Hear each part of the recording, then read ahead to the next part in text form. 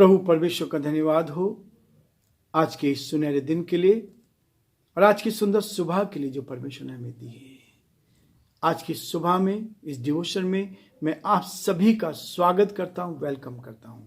प्रभु आपको बहुत आशीष देगा और प्रभु का हाथ आज पूरे दिन भर आपके साथ बना है। हम धन्यवादित हैं उन सारे भाई बहनों के लिए जो हमारे लिए प्रार्थना कर रहे हैं और इस डिवोशन में शामिल हो रहे हैं। प्रभु आप सबको उत्तम से उत्तम आशीष देगा। आज प्रभु अपनी महिमा ले रहा है। बहुत से भाई बहन, बहुत से प्रभु के दास और दासी सेवा में लगे हैं और वो यूट्यूब चैनल के द्वारा फेसबुक पर परमेश्वर की महिमा करें। उन सबको परमेश्वर बहुत आशीष दे। हमारी दुआएं आप सबके साथ भी है ताकि आप और अधिक प्रभु की महिमा कर सकें। प्रियो, आज के दिन की शुरुआत प्रभु के इस वचन के साथ हम करना चाहते हैं जो वचन प्रभु ने मुझे और आपको दिया है। कल हमने देखा था प्रकाशित वाक्य उसका दूसरा अध्याय इफिसुस की कलीसिया की प्रभु प्रशंसा कर रहा है, प्रशंसा करता है। प्रशंसा में हमने देखा तेरे कामों को मैं जानता हूं, तो बहुत अच्छा काम कर रहा है। तुम्हारे परिश्रम को जानता हूं, परमेश्वर हमारे परिश्रम को जानता है। और उसके साथ तीसरी चीज हमने देखी थी वो मैं तेरे धीरज को जानता हूं।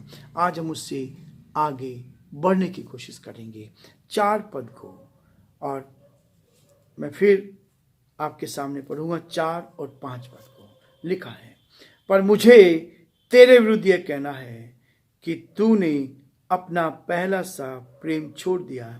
इसलिए स्मरण कर कि तू कहाँ से गिरा और मन फिरा और पहले के समान काम कर। यदि तू मन न फिराएगा तो मैं तेरे पास आकर तेरी दीवट को उसके स्थान से हटा दूंगा। परमेश्वर अपने इस वचन पर आशीष दे। प्रार्थना करेंगे। धन्यवाद स्तुति के योग्य हमारे सामर्थ्य परमेश्वर, आज की सुंदर सुबह के लिए आपको धन्यवाद धन्यवाद धन्यवाद। आपने सुंदर सुबह दी, रात्रि भर मीठा विश्राम दिया। प्रभु आपके अनुग्रह की दृष्टि हम पर रही, आपकी दया दृष्टि हम पर बनी रही, इसके लिए धन्यवाद है। धन्यवाद देते हैं प्रभु, आपने हमसे बेहद प्यार किया है। हमारी आपसे प्रार्थना, आपसे विनती है, हमको अपने हाथों में ले और परेशानी से, कठिनाई से, दुख और मुसीबत से बचाएं। यदि कोई परेशान है, कठिनाई में है, बीमारी में है, तकलीफ में, यीशु के नाम से हम प्रार्थना करते हैं उनकी बीमारियों को दूर कर, उनकी तकलीफों को दूर कर। आपके नाम में सामर्थ्य है प्रभु जी, आपके नाम में शक्ति है। अद्भुत युक्ति करने वाले पराक्रम परमेश्वर, हम आपसे ही प्रार्थना करते हैं अपनी महिमा को प्रकट होने दें ताकि आपका नाम ऊंचा किया जाए और जो आपकी योजना है, जो आपकी इच्छा है प्रभु जी, सब आपकी महिमा के लिए पूरी की जाए। अपने प्रदेश के लिए, इस प्रदेश राजस्थान पर आपकी आशीष हो। यहाँ के मुख्यमंत्री अशोक गहलोत जी पर, उनके कैबिनेट के सारे मंत्रियों को हम आपके हाथ में सौंपते हैं। हर एक की आप सुधि ले, हर एक की आप मदद करें, हर एक को अपने हाथों में ले ताकि हर जन आप में सुरक्षित रहकर आपकी महिमा कान बन सके। और पिता परमेश्वर हम प्रार्थना करते हैं हमारे देश के लिए, देश के राष्ट्रपति के लिए, प्रधानमंत्री के लिए प्रभु आप उनको भी संभाले, आपका हाथ उनके साथ ही बना रहे। इस डिवोशन को भी प्रभु आप ही के हाथों में सौंपते हैं। आप दया कर सारी महिमा आपको देते हुए विनती को यीशु के नाम से मांगते हैं, आमीन।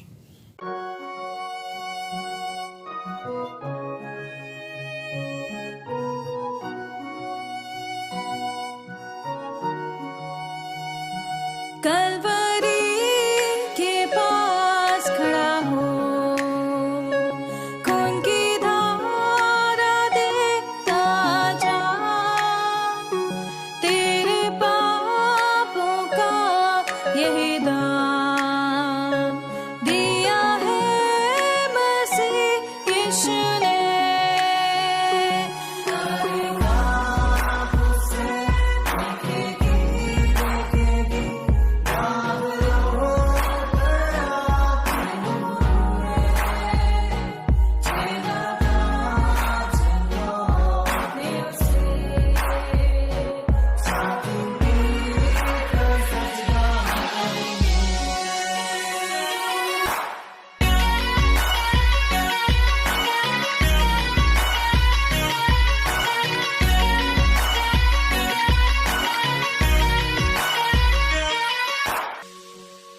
ये हुआ सब तेरे लिए, तूने भी उसे छेड़ा था।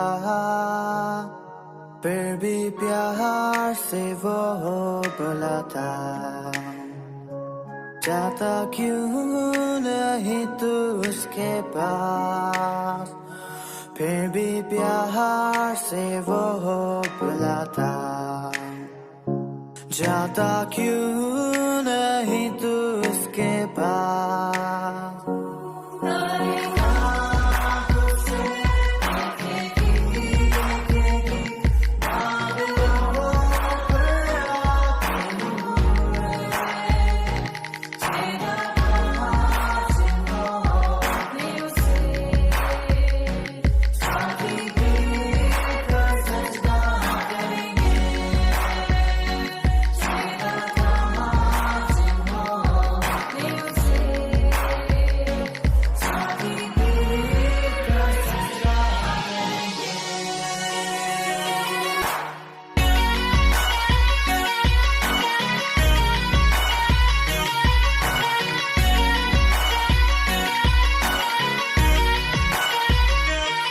जल्दी वक्त गुजरता जाता है, रात अंधेरी आती है, तौबा कर दरवाजा होगा बंद, कुछ ना होगा फिर पछताने से, तौबा कर दरवाजा होगा बंद, कुछ ना होगा फिर पछताने से।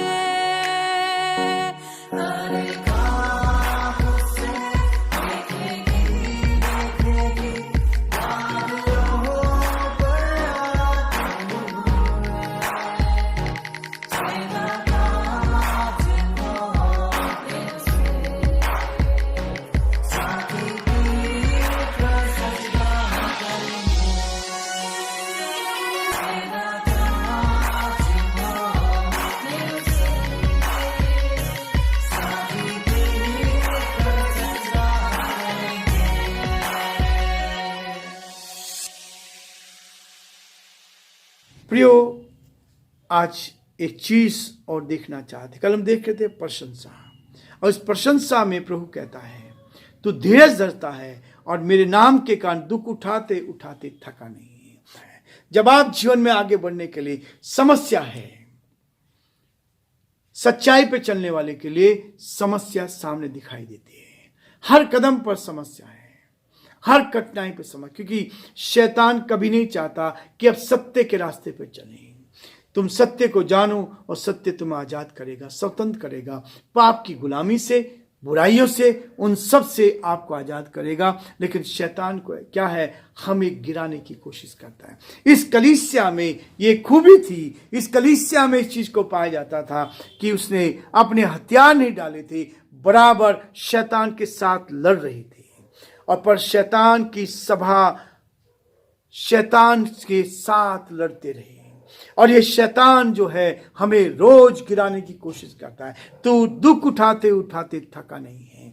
जीवन में दुख आएंगे, समस्या आएगी, वही आदमी जीत की ओर जाएगा जो दुखों में पार होकर चलता है।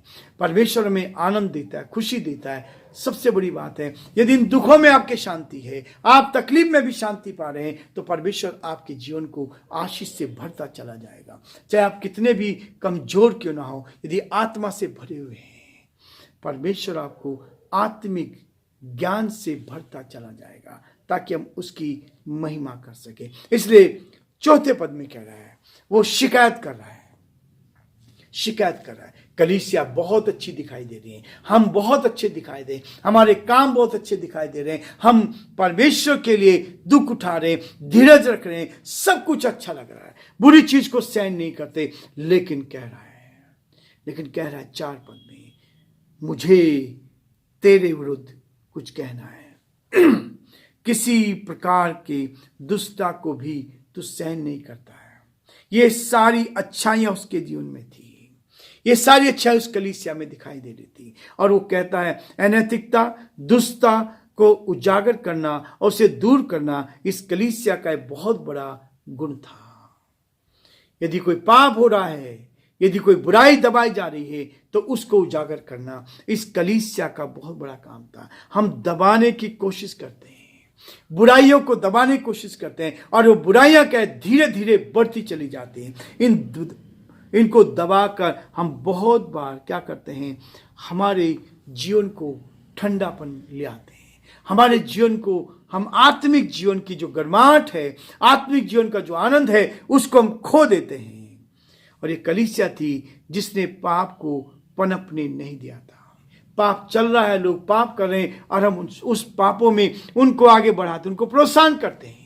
लेकिन ये सबसे खतरनाक होती है जहां पाप पनपता है, जहां पाप बढ़ता है। पाप जो है जहां भी होगा वो बढ़ता चला जाएगा, और यदि आपने उसका साथ दिया, गलत का साथ आपने दिया, तो पाप बढ़ता जाए, वो व्यक्ति और पाप करेगा, ये पाप और करता चले, उसको डर नहीं होगा, क्योंकि परमेश्वर का भय जब नहीं होता तब पाप होता है। जो व्यक्ति प्रार्थना करता है वो पाप नहीं कर सकता, जो परमेश्वर का भय मानता है वो पाप से बचा रहता है। जितना अधिक आप पाप से बचोगे उतना अधिक इस कलीसिया ने पाप को पनपने नहीं दिया। लेकिन उसके बावजूद भी वो कहता है, जो लोग अपने आप को प्रेरित कहते हैं, जो लोग अपने आप को बड़े सेवक कहते हैं, उसके लिए भी कहता है, स्वयं को प्रेरित बताने वालों को परखा है और झूठा पाया है। जो आत्मा से भरने की कोशिश करते, कहते हैं मैं आत्मा से भरा हुआ हूं, और फिर भी लोगों के विरोध में काम करते हैं, फिर भी गलत बोलते हैं, फिर भी झूठ बोलते हैं, फिर भी गलत काम कर रहे हैं। जो उजागर हो जाता है, गलत काम उजागर होता है। प्रियो, वो इसी बात को कहते हैं। और जब लोग गलत काम का, गलत के व्यक्ति का साथ देते हैं, ये वो व्यक्ति भी उसके पापों में सहभागी है, उसके गलत कामों में सहभागी होकर हम उसको प्रोत्साहित कर रहे हैं, और यही गलत है, यही हमारे लिए गलत होता है। यहां ये जो क्या कर रहे थे, तूने जो प्रेरित हैं, अपने आप को प्रेरित कहते हैं, अपोस्टल कहते हैं, लेकिन काम उनके कैसे हैं, संसार से भी बदतर हैं, संसार से भी बदतर है। प्रभु कहता हमें एक दूसरे से प्यार करना है। लेकिन प्रियो, आज सालों साल तक लोग एक दूसरे से बात भी नहीं करते। बहुत सारे सेवक ऐसे हैं जो सालों साल तक एक दूसरे से बात नहीं करते, मन में कड़वाहट रखते हैं। प्रभु का वचन कहता है, यदि तू वेदी पर जाए, अपनी भेंट को लेकर जाए, मत्ती में बहुत स्पष्ट लिखा है, पहाड़ी उपदेश में प्रभु ने स्पष्ट कर दिया, यदि तू प्रार्थना करने जाए और जब वहां तेरे मन में ये विचार आए कि मेरे भाई के मन में मेरे प्रति कोई बैर है, तो पहले अपने भाई से जाके मेल मिलाप कर ले, और तब आकर भेंट चढ़ाना, तब आकर प्रभु भोज लेना, तब आकर परमेश्वर के चरणों में आना, तभी तो आप सफल होंगे। मैं एक बुक पढ़ रहा था, उसमें लिखा था, यदि आपने क्रोध किया है और आपके मन में कहीं कड़वाहट है किसी भाई के प्रति, और यदि आपने उसको शाम तक खत्म नहीं किया, शाम के 6 बजे तक, और 6 बजे के से 6:01 यदि हो जाती है, तो आप पाप करते हैं, या मैं पाप करता हूं। प्रियो, इस पाप से जितना आप अधिक बचोगे, इस पाप को पनपने नहीं देना है, इस पाप को पनपने नहीं देना है। इस पाप के लिए रोज माफी मांगनी है, रोज बदलना है। जब वचन कहता है तो उस वचन को अपने हृदय में लेना है। जो अपने आप को प्रेरित कहते हैं, अपने आप को पास्टर्स कहते हैं, अपने आप को अपोस्टल कहते हैं, अपने आप को बहुत सारी बातें, तूने उनको परखा है और झूठा पाया। इस कलीसिया के लोग हर एक व्यक्ति को परखते थे। हमारे अंदर परख की आत्मा होनी चाहिए। वचन में लिखा है, जो विश्वासी है वो परख लेगा, जो विश्वासी परख लेगा, और जब परख लेगा तब उसका साथ नहीं देगा। बहुत अच्छा है, वचन में लिखा है, यदि आप परमेश्वर के वचन को लेकर आगे बढ़ रहे हैं, इस वचन पर चलने का दावा करते हैं, तो वचन हमें इस बात के लिए प्रेरित करता है, और वो इस बात को कहता है, यदि हम प्रभु के वचन को लेकर चलते हैं। कहता है 1 कुरिन्थियों का 5 अध्याय और उसके 11 पद में कहता है, पर मेरा कहना यह है, प्रियो पौलुस कहता है, मेरा कहना है, यदि कोई भाई कहलाकर व्यभिचारी, लोभी, या गाली देने वाला, या पियक्कड़, या अंधेर करने वाला हो, तो उसकी संगति मत करना, वरना ऐसे मनुष्यों के साथ खाना भी ना खाना। अंधेर करने वाले, क्रोध करने वाले, विरोध करने वाले, ऐसे लोगों के साथ पौलुस कहता है कि खाना भी नहीं खाना, लेकिन वचन को हम बहुत हल्का ले लेते हैं। सालों साल तक एक दूसरे को क्षमा नहीं कर पाते। प्रभु ने पहले वाणी कही थी, हे पिता इन्हें क्षमा कर क्योंकि नहीं जानते कि क्या करते हैं। इसलिए यहां पर लिखा है जो प्रेरित हैं, बहुत बड़ा काम कर रहे हैं, उनको तुमने परख की आत्मा होनी चाहिए। मेरे और आपके अंदर परख की आत्मा होनी चाहिए कि सच्चा मसीह है या नहीं है, सच्चा मसीह नहीं है। सच्चाई पे चलने के लिए आपको कष्ट सहना पड़ेगा और चारों तरफ से कष्ट मिलेगा। जितना अधिक आप चलते जाएंगे उतना अधिक कष्टों का सामना करना पड़ेगा और कष्टों में रहकर शांति मिलेगी, तसल्ली मिलेगी। क्योंकि रोमियो 8:28 में स्पष्ट लिखा है, जो लोग परमेश्वर से प्यार करते हैं उनके लिए सब बातें मिलकर भलाई को उत्पन्न करती है। जीवन में आपके सामने जो भी घटेगा, आप कभी भी गलत चीज के लिए, दानियल ने गलत लोगों का कभी सहयोग नहीं किया, राजा के भोजन में शामिल नहीं होते। और उसी दानियल ने, एक दानियल के द्वारा पूरा देश बचाया गया। राजा ने जब उसको सियों की मान में डाल दिया गया तब परमेश्वर ने उसको वहां से बचाया, केवल इसलिए कि उसने समझौता नहीं किया था। चाहे राजा का आदेश था, गलत काम था, उसने नहीं किया। जब हम समझौता कर लेते हैं तब हम गिर जाते हैं। हमारे अंदर परख की आत्मा आनी चाहिए। हम एक दूसरे को परख कर देखें, और जब आप परख लेते हैं तब क्या करना है? हम लोगों को परख नहीं पाते, हम लोगों को परख नहीं पाते, और इसलिए बहुत बार गलत लोगों को प्रोत्साहन कर देते हैं, जो गलत काम कर रहे हैं, जो केवल दूसरों को नुकसान पहुंचाना चाहते हैं, स्वार्थ के कारण, लालच के कारण। ये चीज जीवन में नहीं आनी चाहिए। और इसलिए वो कहता है कि लोगों को परख नहीं पाते, इसलिए अनेकों बार हमने धोखा खाया है। हम बहुत बार धोखे खा जाते हैं। जब आपको पता लगता है तब बहुत देर हो चुकी होती है, तब बहुत देर हो चुकी होती है। प्रियो, प्रभु मेरे और आपके जीवन में ऐसा काम करना चाहता है ताकि हम प्रभु की महिमा कर सकें। उसके बाद एक चीज और कहता है, मेरे नाम के कारण दुख उठाते उठाते थका नहीं है।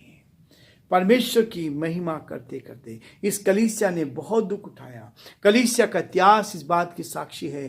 प्रभु इस बात से उनकी प्रशंसा कर रहा है। कलीसिया ने दुख उठाया है, प्रभु के लोगों ने दुख उठाया, और प्रभु का वचन कहता है कि बहुत सारे लोग हमारे विरोध में खड़े हो जाएंगे। जब आप सच्चाई पे चलेंगे, जब आप सत्य पर चलेंगे, तुम दुख उठाते उठाते थके नहीं, तुम में जबरदस्त धैर्य है। जब आप इस चीज में खड़े रहेंगे, परमेश्वर आपको धीरज से भर देगा और प्रभु अपनी महिमा देगा। परमेश्वर आप सबको बहुत आशीष दे और प्रभु का हाथ आप सब पर बना